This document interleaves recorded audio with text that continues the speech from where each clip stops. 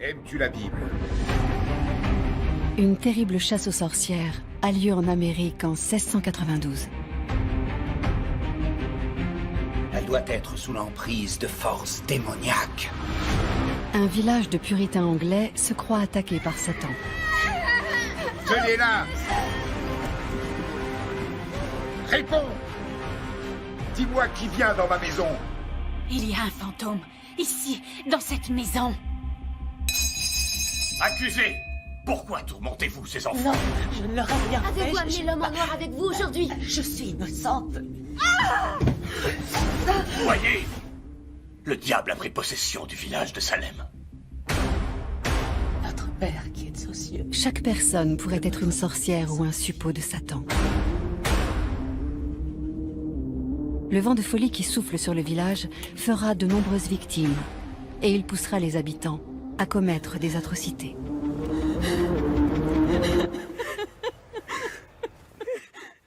N'y en a-t-il aucun d'entre vous qui puisse me regarder dans les yeux? Ces crimes entacheront à jamais l'histoire des États-Unis et ils laisseront de nombreuses questions sans réponse.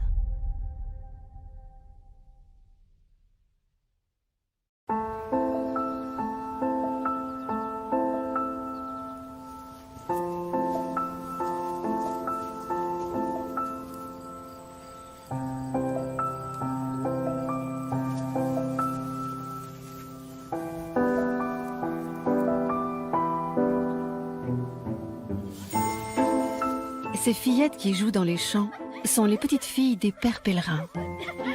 Ces fameux puritains anglais ont fui les persécutions religieuses au début du XVIIe siècle et ont trouvé refuge sur la côte est de l'Amérique. Ces nouveaux arrivants espèrent pouvoir vivre ici leur idéal, une vie pieuse et communautaire. Laissons les chiens se plaire à aboyer et à mordre, car Dieu les a fait ainsi. Laissons les ours et les lions grogner et se battre, car c'est là leur nature. Mais vous, les enfants, ne laissez jamais la colère vous dominer. Car vos petites mains n'ont nullement été faites pour que vous vous arrachiez les yeux. L'une de ces enfants est la fille de Samuel Parris, le pasteur de Salem. Une autre est sa nièce.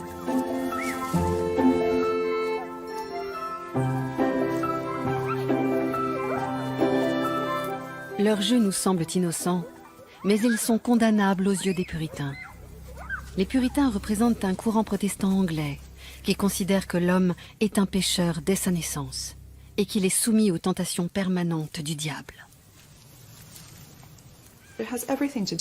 Cela a une telle résonance sur nous. Aujourd'hui encore, nous avons peur des gens que nous ne comprenons pas. C'est pour cela qu'il faut continuer à parler des procès de Salem. Il ne faut pas les jeter aux oubliettes. Il y a des centaines de théories sur la question. Ça fait 300 ans que les gens se demandent ce qui s'est réellement passé à Salem. Ce n'était pas un jeu ou une fête comme Halloween. C'était très sérieux et il faut en tirer les leçons. À cette époque, la Nouvelle-Angleterre est en guerre contre des tribus indiennes alliées aux Français. Les postes avancés anglais sont attaqués et leur population est massacrée. Les rescapés se réfugient à Salem.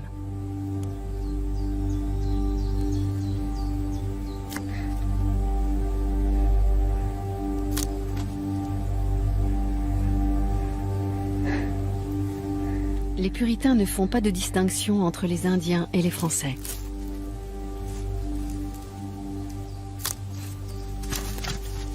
Certains croient voir un homme en noir, un diable, caché dans les bois. Imaginez que vous viviez à cette époque. Vous êtes persuadé qu'il y a des forces maléfiques qui cherchent à vous nuire. Mais vous ne savez pas à quoi elles ressemblent. Vous ne savez pas qui sont les méchants. Les puritains ne se sentent en sécurité nulle part. Tout ce qui est inconnu ou étranger représente une menace pour eux. Il y a des attaques d'Indiens. Des réfugiés arrivent en nombre. On constate alors des cas de sorcellerie. Le sentiment général des puritains sur ces manifestations est très simple. Pour eux, les malheurs ne surviennent jamais sans raison. En fin de compte, tout événement, que ce soit la mort d'un chien, la maladie d'une vache ou d'un enfant, l'incendie d'une maison ou une épreuve quelconque, tout a forcément une cause qui transcende l'individu et qui est donc Dieu ou Satan. Puisqu'ils sont convaincus de la nature pécheresse de l'homme, les puritains font preuve d'une grande sévérité envers eux-mêmes. Pour obtenir le salut, ils suivent l'enseignement du Christ à la lettre, mènent une vie austère et respectent une morale inflexible. Dans une communauté puritaine comme celle de Salem, on attend de chacun qu'il se soumette à ses principes.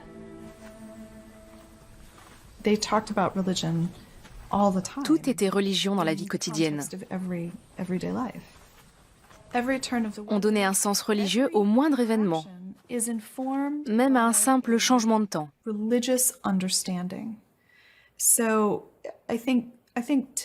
Aujourd'hui, la religion représente un modèle de pensée comme un autre, alors qu'à l'époque, elle sous-tendait toute approche du monde. Dans cet univers étriqué, la Bible est le seul manuel d'instruction. Et tout ce qui est interdit est terriblement attirant, surtout pour les enfants. Pourquoi devrait-on renoncer à la voyance, même si le pasteur dit que ces pratiques sont sataniques?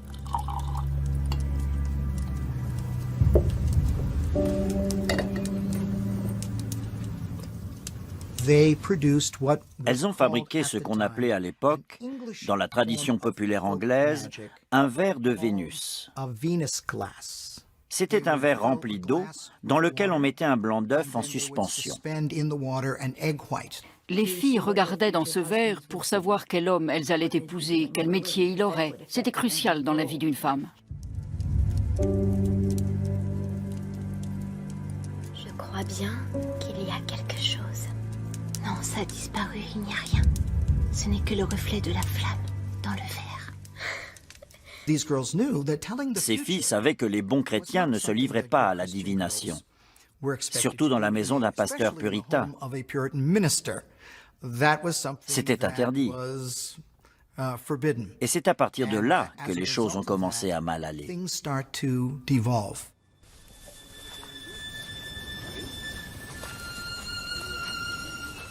La vie des puritains de la Nouvelle-Angleterre ressemble à un perpétuel office religieux.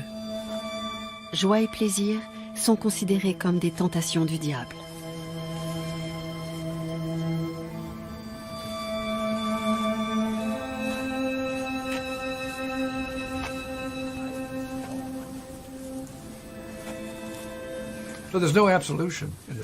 Dans le puritanisme, il n'y a pas d'absolution et pas de confession.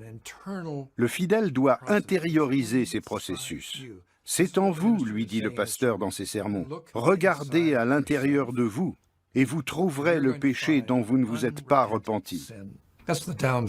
C'est le défaut du puritanisme, cette attention exagérée accordée au péché et à l'introspection, sans véritable exutoire pour toute l'agitation que cela cause.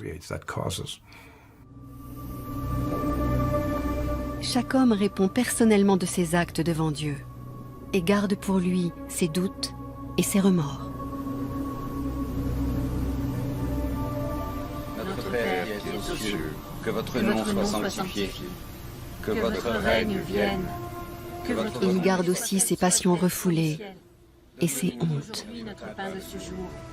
Pardonnez-nous nos offenses, Comme nous pardonnons à ceux qui nous ont offensés, et ne nous laissez pas succomber à la tentation, mais délivrez-nous du mal. Amen. Dieu aurait-il abandonné Salem?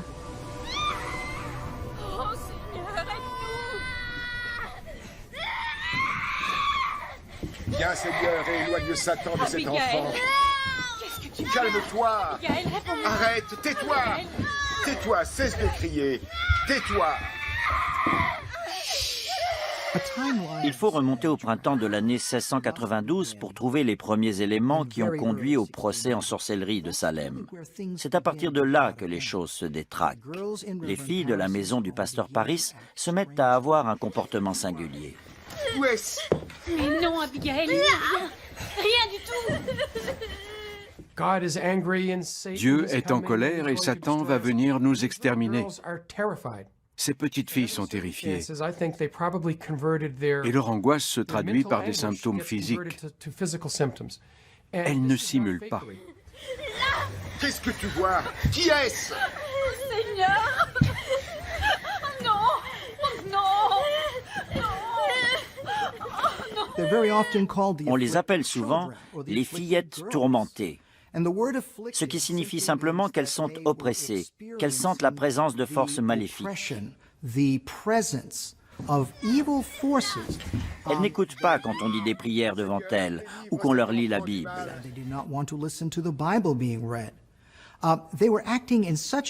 Leur comportement est si étrange que le pasteur Paris fait venir le médecin. Je crois que c'est le docteur William Griggs. Et il lui demande de les examiner pour voir si elles ont une maladie, une pathologie, un problème physique.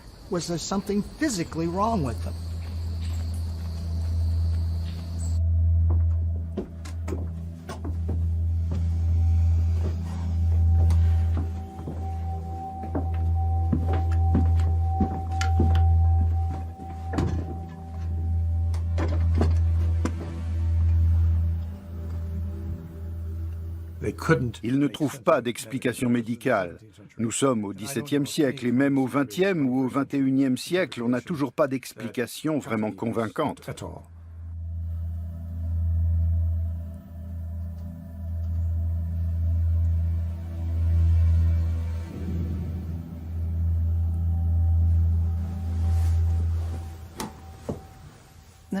Dans les années 70, une nouvelle théorie a rencontré un vif succès pour expliquer les procès de Salem. Il s'agirait de l'ergotisme. Les fillettes tourmentées se seraient intoxiquées avec du pain contenant un champignon appelé l'ergot du seigle, qui leur aurait donné des hallucinations. Cette théorie a beaucoup plu, parce qu'il s'agissait d'une forme naturelle de LSD, qui était une nouvelle drogue dont on parlait beaucoup à l'époque. Mais le mois suivant la publication de cet article, la théorie a été réfutée dans la même revue par 2 autres chercheurs qui ont montré que l'ergotisme ne provoquait pas de convulsions. C'est bien beau, mais les choses ne marchent pas comme ça. C'est comme pour les médicaments de nos jours. On vous dit prenez un cachet et ça ira mieux. Les gens aiment ce genre de solution, mais ça ne marche pas pour Salem. 1 ou 2 personnes avaient peut-être ce genre de symptômes, mais cela n'explique pas pourquoi des dizaines de personnes en ont accusé d'autres de sorcellerie un peu partout dans la région. Je suis navré de le dire, mais il n'y a pas qu'une seule cause. C'est plus compliqué que cela.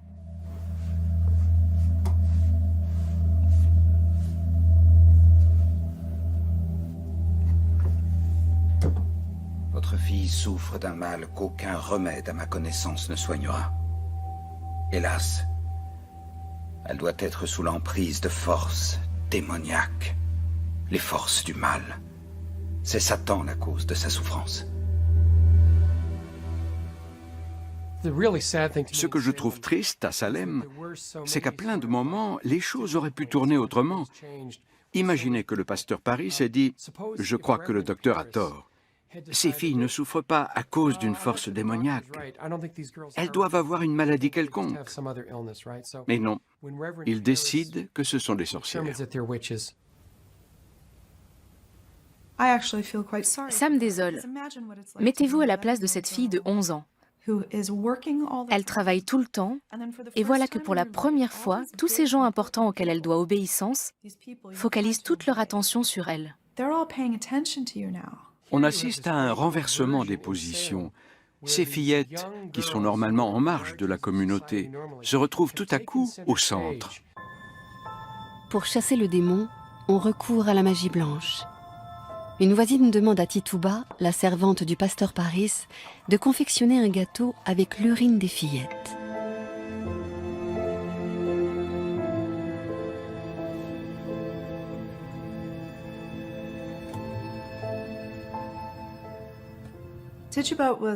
Tituba est née à la Barbade. Elle descend sans doute des Indiens Caraïbes. C'est une esclave au service de Paris. Elle est tout en bas de la hiérarchie sociale.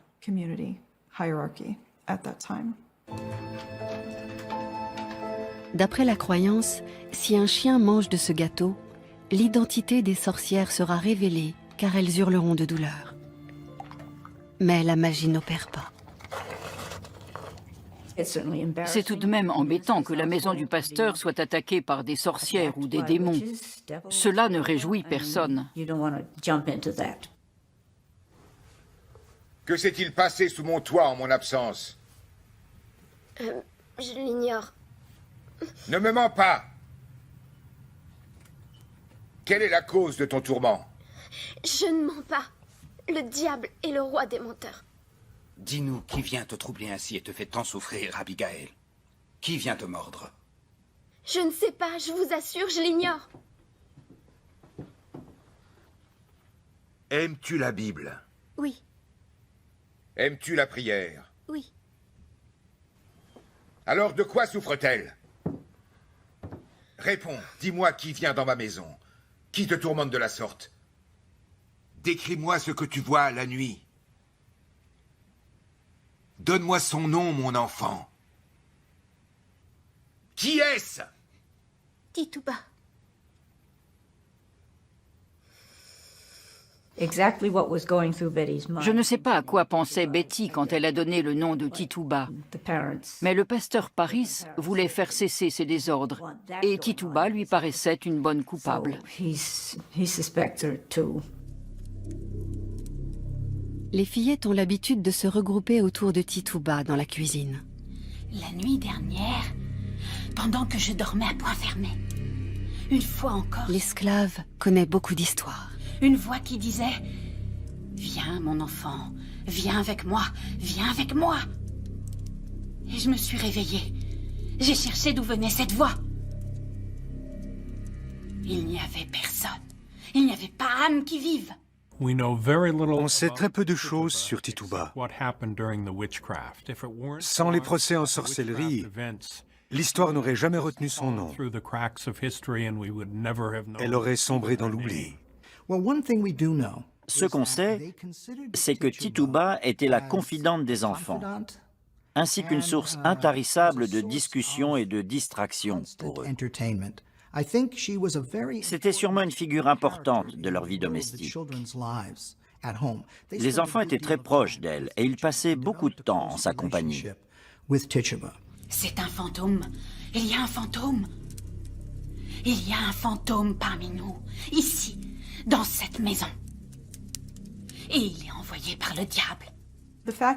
Si Tituba était la première personne accusée, c'est sans doute parce qu'elle n'avait aucun pouvoir au sein de la maisonnée. On l'avait sous la main et elle n'avait pas les moyens de se défendre. On jette Tituba en prison. Mais cela n'arrange rien. Les fillettes ont toujours un comportement aussi étrange.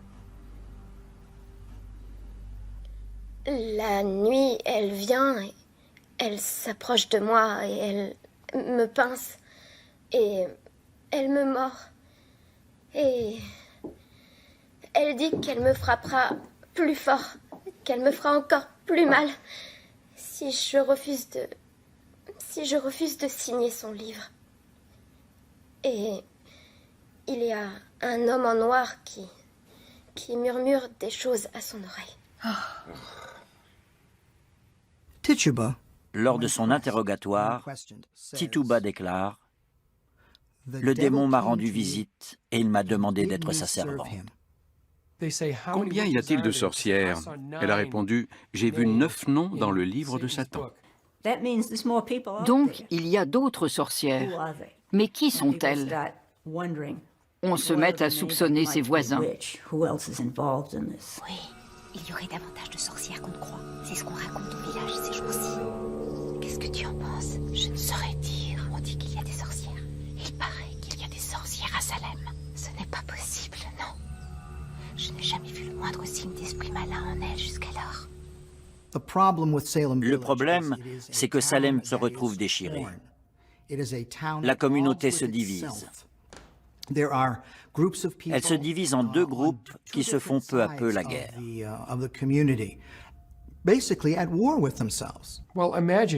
Si on remplace le mot « sorcière » par le mot « terroriste », on commence à comprendre les enseignements de Salem.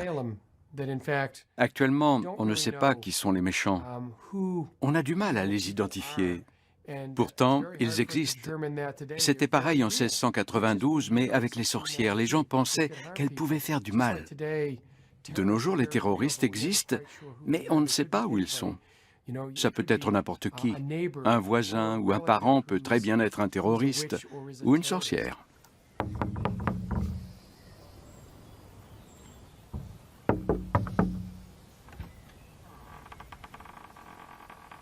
Auriez-vous un peu de pain à m'offrir?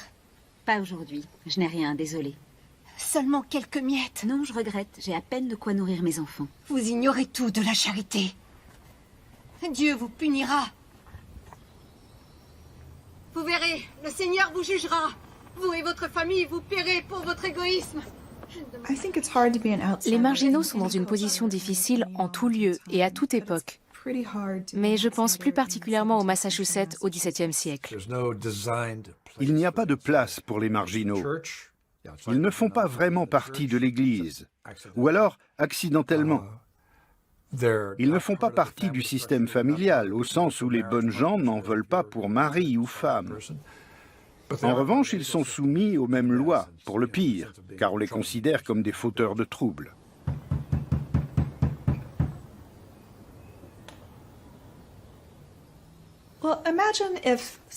Imaginez qu'une femme comme Sarah Good vienne frapper à ma porte et que je la renvoie sans rien lui donner à manger. Elle pourrait très bien se fâcher et me dire « Vous le regretterez ». Une heure plus tard, mon petit enfant s'est bouillante. C'est un accident très courant à cette époque-là et c'est parfois mortel. Si quelque temps après on accuse Sarah Good d'être une sorcière, je me souviendrai de cet épisode et j'y verrai une relation de cause à effet et non une simple corrélation. Comme la révolution scientifique n'a pas encore eu lieu, je ne fais pas de distinction entre causalité et corrélation. Pour moi, cette femme aura proféré une menace, puis lancé un maléfice. Elle n'a de cesse de venir mendier à ma porte, qu'elle s'ensuit.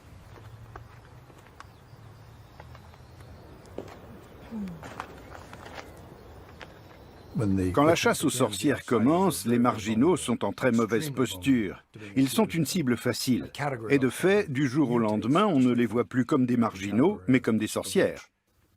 À l'époque, une sorcière était une personne qui avait conclu une entente avec le diable.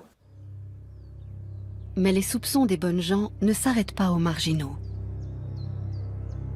On pense que le diable est un grand séducteur qui aime à corrompre les dévots, et que par conséquent, ces dévots devenus suppôts de Satan peuvent parfaitement se cacher sous les traits d'une personne pieuse. Avec ce genre de logique, le cercle des suspects s'élargit à l'infini. Même les gens les plus honorables deviennent une cible.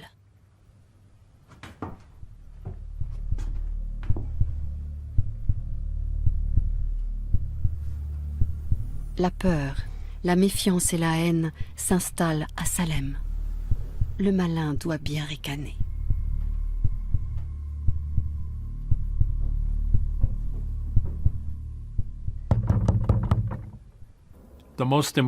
Tout bascule quand l'une des dames les plus pieuses de la paroisse se retrouve accusée de sorcellerie. Rebecca Nurse est membre de la paroisse de Salem. Elle a une bonne réputation et sa famille la soutient.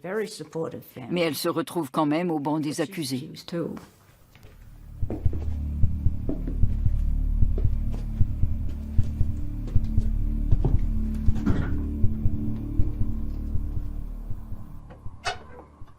Un mandat d'arrêt a été émis ce jour à l'encontre de Rebecca Nurse, épouse de Francis Nurse du village de Salem, pour s'être rendue coupable d'actes de sorcellerie.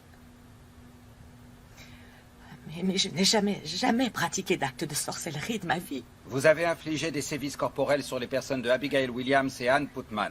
En conséquence et en leur nom, je me dois de vous arrêter et de vous conduire sur le champ devant les autorités de justice, Madame Rebecca Nurse. Non, j'ai rien fait de pareil.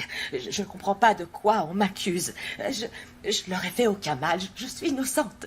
Allez prendre quelques affaires. Non, non. Nous avons peu de temps.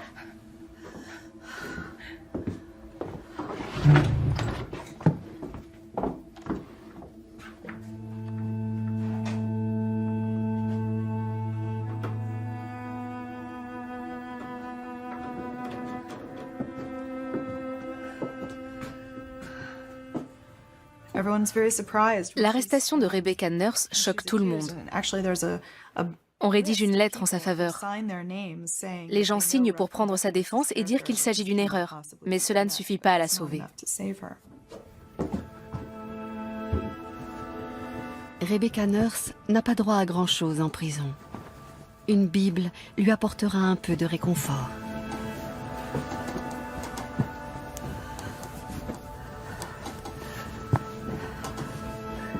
Notre Mère qui êtes aux cieux.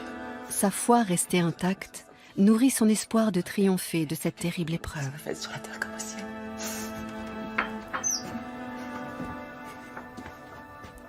Venez, Rebecca Nurse.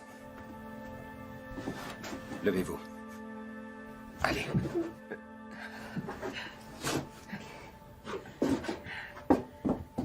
N'importe qui peut être une sorcière.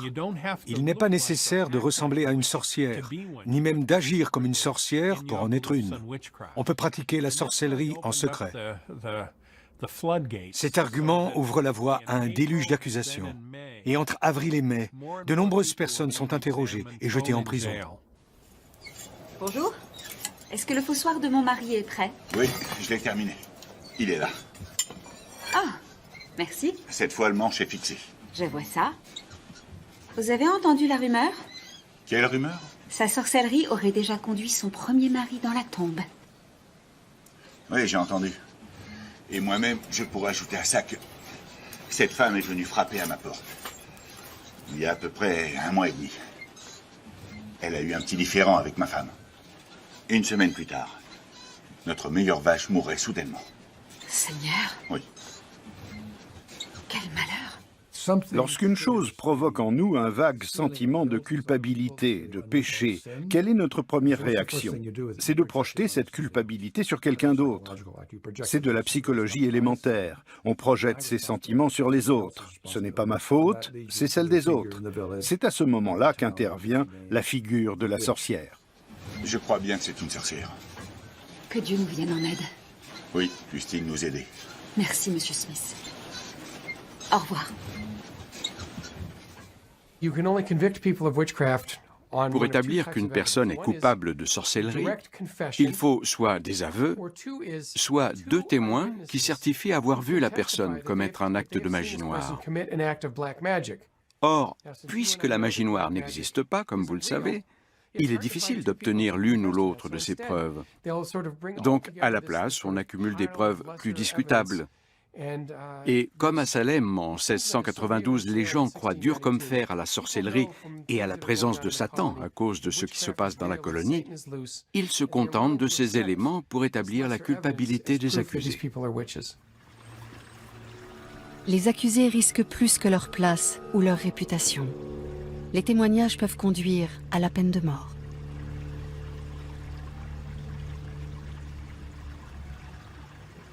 Les éléments à charge sont, pour l'essentiel, ce qu'on appelle alors des preuves spectrales. Cela veut dire que les visions et les rêves deviennent des preuves.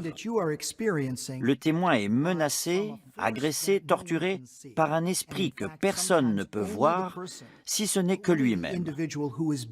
L'accusateur devient ainsi le seul témoin de son accusation. C'est lui qui fournit la seule preuve utilisable.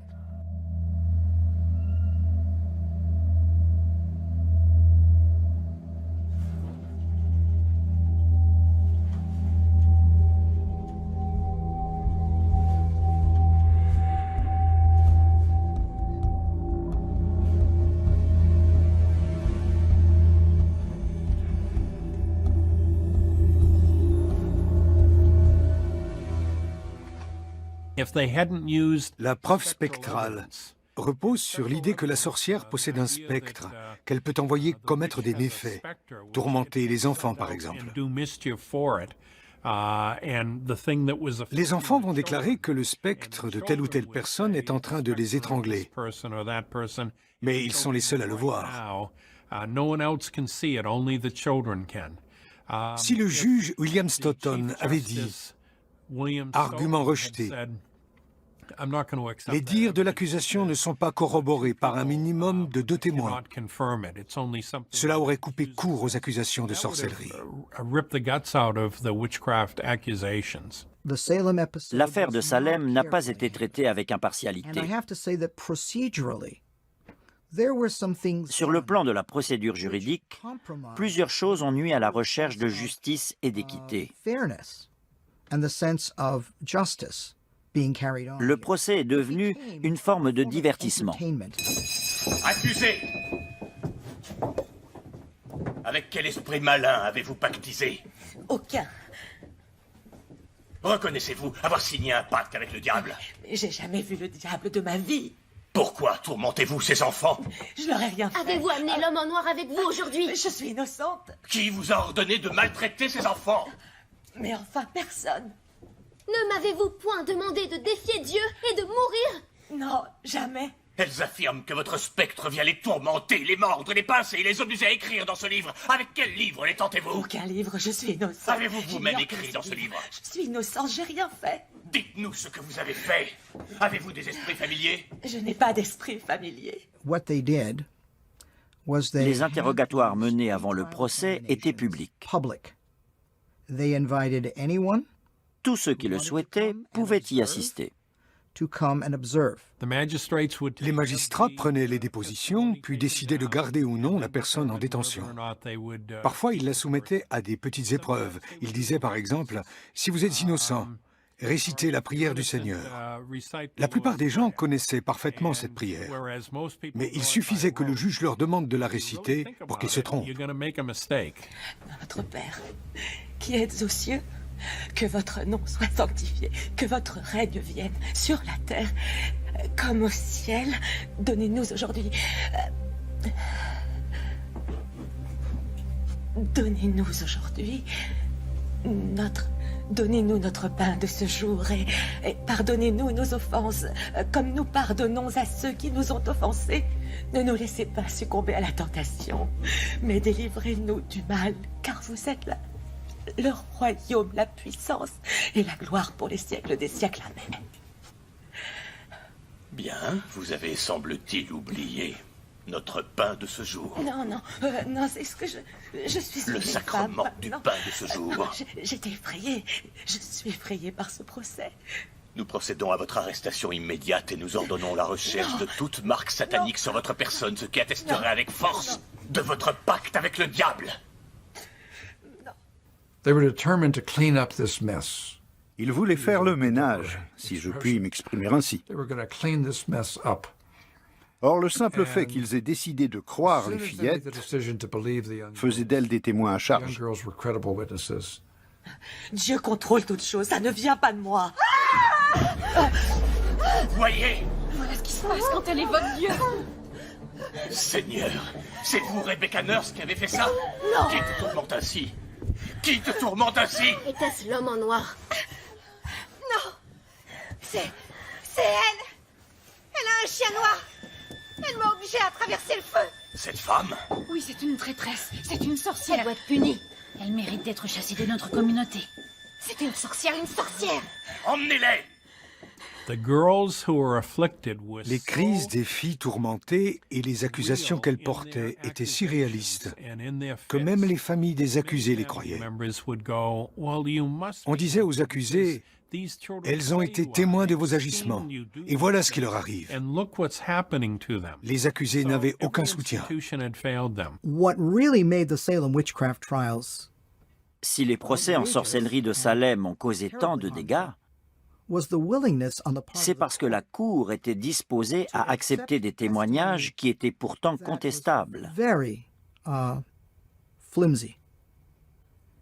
et à risquer des vies sur la foi de ces témoignages. En dernière analyse, ce sont les autorités, les juges des procès en sorcellerie qui ont trahi la société, parce qu'ils ont refusé d'écouter la voix de la raison. La Cour ordonne qu'il soit procédé à une recherche méticuleuse de rougeur ou de marques démoniaques sur cette personne. Prévost, emmenez-la, sage-femme, vous l'examinerez.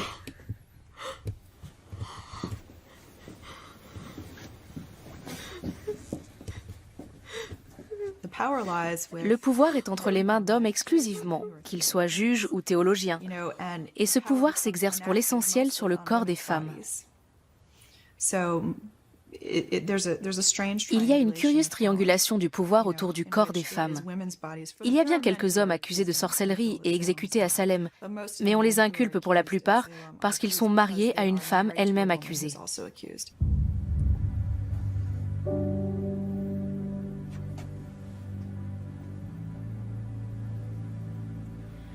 Il n'y a rien.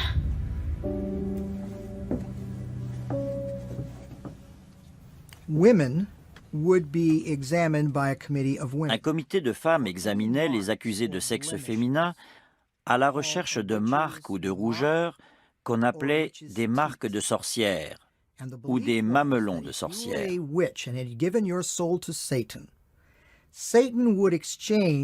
On croyait que les sorcières donnaient leur âme à Satan en échange d'un démon qui se présentait sous la forme d'un esprit familier. Aujourd'hui, si je veux me déguiser en sorcière pour Halloween, je vais prendre un chapeau pointu noir, un balai et un chat. Cette figure du chat noir dans la culture populaire découle des croyances sur les sorcières et leur esprit familier. Comme les sorcières étaient supposées nourrir leur esprit familier de leur propre sang, on pensait qu'elles avaient des suçons sur le corps, qu'on appelait des marques de sorcières. Il y a une représentation féminine de la sorcellerie, une sorte de perversion de la maternité. Piquons-la avec une aiguille pour voir si elle va saigner.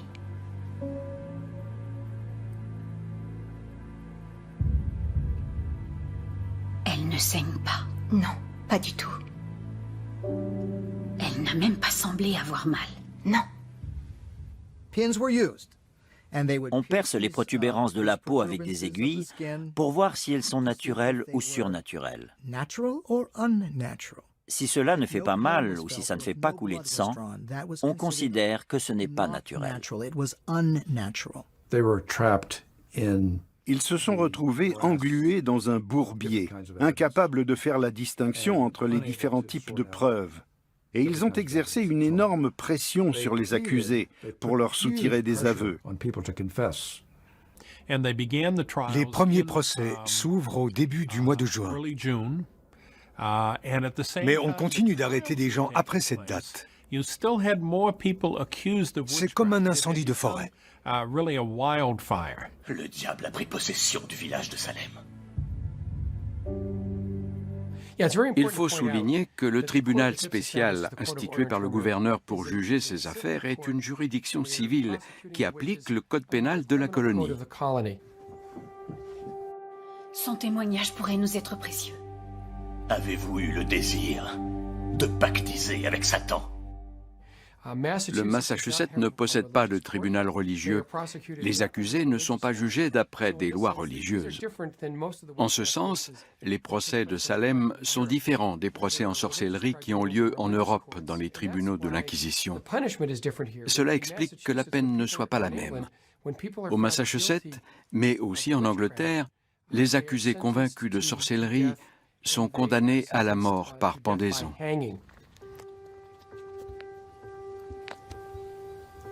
Rebecca Nurse et 4 autres femmes sont pendues le 19 juillet 1692.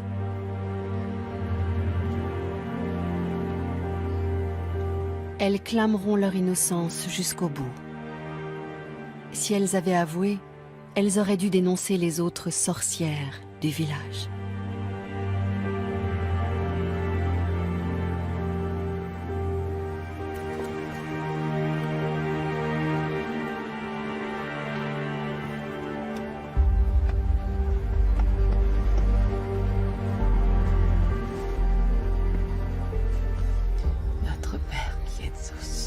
Que votre nom soit sanctifié, que votre règne vienne, que votre volonté soit faite, sur la terre comme au ciel. Les personnes qu'on pend ne sont ni des pécheurs ni des saints. Ce sont des personnes ordinaires. Certaines sont plus ou moins sympathiques.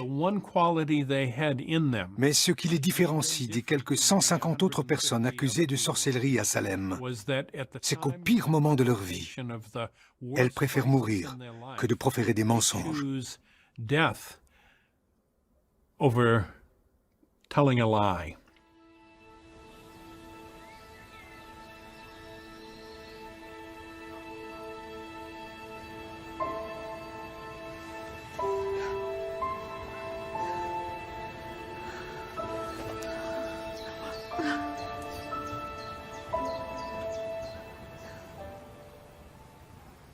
Ce qui est atroce et vraiment affligeant à Salem, et qui en fait un épisode à part dans l'histoire, c'est que les accusés plaident tous non coupables. Malgré cela, on les juge coupables et on les condamne à mort. Ils montaient sur l'échelle, on leur passait la corde au cou, puis le bourreau les retirait de l'échelle, comme on disait alors. C'est-à-dire qu'il attrapait leurs pieds et les poussait. Les condamnés mouraient par strangulation.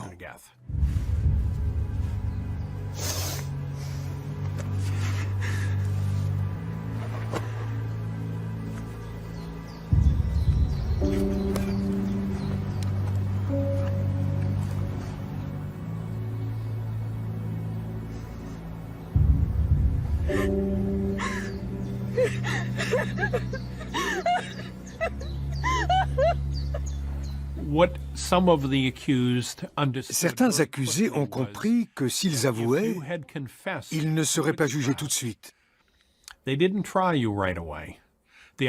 Parce que les accusés considérés comme les plus dangereux étaient ceux qui refusaient d'avouer.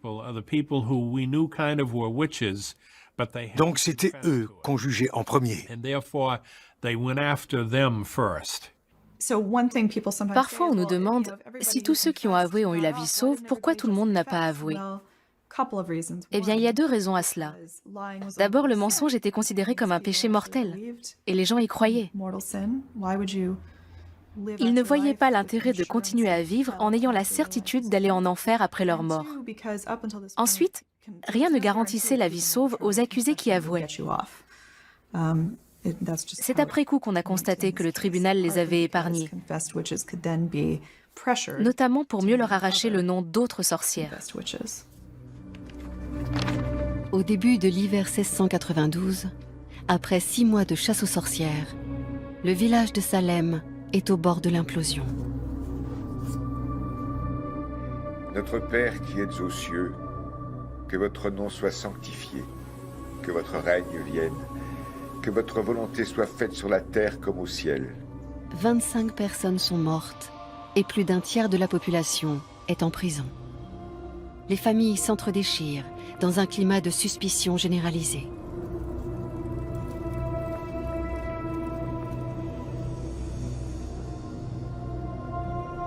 Les champs n'ont pas été moissonnés. Les bêtes dépérissent dans les étables. Malgré cela, on continue à interroger de supposées sorcières qui avouent et dénoncent toutes sortes de notables, jusqu'à la femme du gouverneur. Aujourd'hui, les procès en sorcellerie de Salem sont considérés comme le pire épisode de l'histoire des Puritains.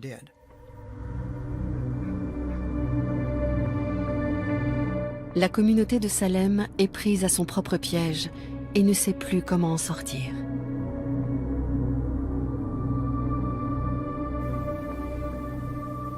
N'oubliez pas vos enfants. N'oubliez pas vos épouses. Il n'est nul procès plus lourd à porter que celui de nos péchés. Délivrez-moi, Seigneur. Après cette catastrophe, ce traumatisme, la communauté n'a plus jamais été la même. Elle a été incapable de reprendre sa vie d'avant. C'est l'heure des remords. Chacun se demande comment les choses ont pu en arriver là. Nous sommes réunis aujourd'hui par devoir.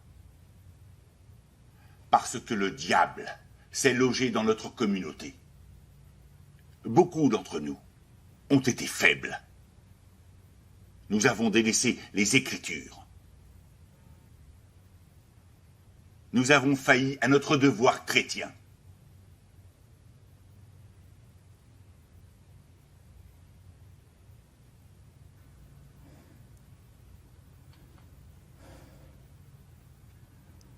N'y en a-t-il aucun d'entre vous qui puisse me regarder dans les yeux?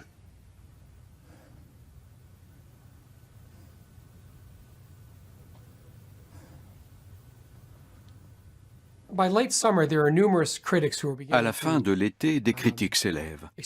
On s'inquiète de la tournure que prennent ces procès en sorcellerie, notamment un certain Thomas Brattle. C'est un négociant et l'un des grands esprits scientifiques de Boston à l'époque. En gros, il dit « Nous en oublions le sens commun. Nous n'aurions jamais dû accepter l'épreuve spectrale. » Thomas Brattle dénonce l'hystérie collective qui s'est emparée de Salem. Il a étudié les mathématiques à l'université d'Harvard et appartient à la Royal Society de Londres, qui rassemble les meilleurs savants de l'époque.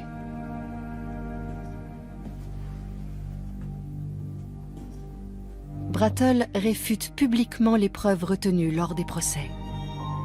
Peu après, le gouverneur de la colonie dissout le tribunal spécial de Salem. Il vaut mieux laisser échapper 100 sorcières que condamner un seul innocent. Les procès de Salem s'arrêtent lorsque le Massachusetts déclare que, même si les sorcières existent probablement, la preuve spectrale, les recherches de marques sur le corps et le mauvais œil ne sont pas des preuves recevables. Les gens découvrent ce qui s'est passé durant les procès de Salem. Et combien d'innocents ont été tués sur la simple décision d'une poignée d'individus qui croyaient œuvrer au service de Dieu, mais qui en réalité ont surtout causé beaucoup de dégâts. On assiste alors à une sécularisation de la société. Un nouveau paradigme apparaît dans la colonie de la baie du Massachusetts. Tituba, l'esclave du pasteur Paris, est seule à rester en prison. Elle n'en sortira que lorsqu'elle sera rachetée par un nouveau maître. Imaginez Salem après la dernière exécution. Cette communauté vient de traverser la pire crise qu'une communauté puisse vivre. Cela a dû être très difficile à surmonter. On sait qu'il a fallu des années, si ce n'est des décennies, pour que Salem se remette de ces procès. Les habitants s'étaient battus les uns contre les autres, et cela a eu des répercussions. Il y avait 550 habitants. Chaque famille comptait un accusé ou un accusateur. Dans certaines, il y avait les deux. La population a été ébranlée par cette terrible épreuve. Aussi étonnant que cela paraisse, les habitants n'ont pas quitté le village.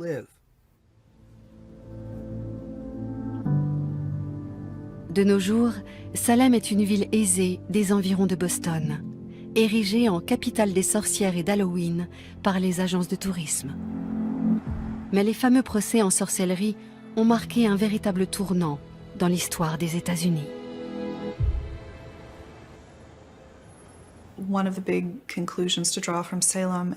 L'une des grandes leçons qu'on peut tirer de Salem, c'est que l'enfer est pavé de bonnes intentions. Les personnes qui ont mené les procès en sorcellerie étaient persuadées d'agir au mieux.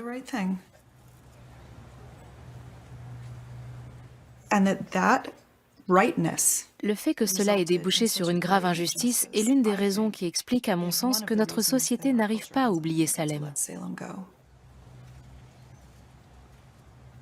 Est-ce que la pendaison de quelques femmes allait arranger les choses? À Salem, on a cru que oui. Mais ils avaient tort. L'être humain commet toujours la même injustice, mais à chaque fois sous une forme différente. Depuis Salem, combien de personnes ont été persécutées juste parce qu'elles étaient différentes des autres? Saurons-nous réagir à temps la prochaine fois? Tant qu'il y aura des boucs émissaires, des préjugés, de la haine et de l'intolérance, tant qu'il y aura du racisme et qu'il faudra clamer que les vies noires comptent aussi, comme c'est le cas aux États-Unis aujourd'hui, on continuera à assister à des chasses aux sorcières. En 1692, Salem ne comptait que 550 habitants. Aujourd'hui, nous avons atteint un niveau de développement bien supérieur et nous sommes plus instruits. Mais sommes-nous si différents de nos ancêtres? L'histoire continue de se répéter de nos jours, aux États-Unis, mais aussi en Europe et dans le monde entier. Il a fallu attendre 2001 pour que les dernières victimes des procès de Salem soient officiellement innocentées par l'État du Massachusetts. Dans les années 1950, l'écrivain américain Arthur Miller a repris cette histoire en la réinterprétant à l'aune des hystéries collectives du XXe siècle.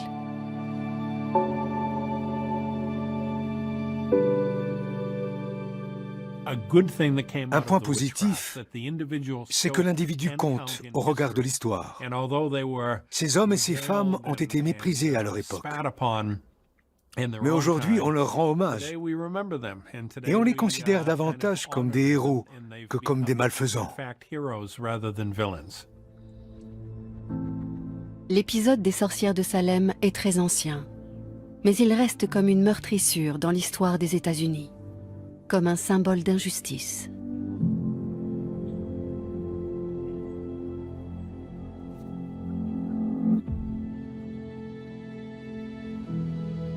Liberté, justice, pluralité et tolérance. Les nations peuvent inscrire ces valeurs à leur constitution. Mais elles doivent surtout les transposer dans la réalité et les défendre contre les attaques qui ne manquent pas de se répéter.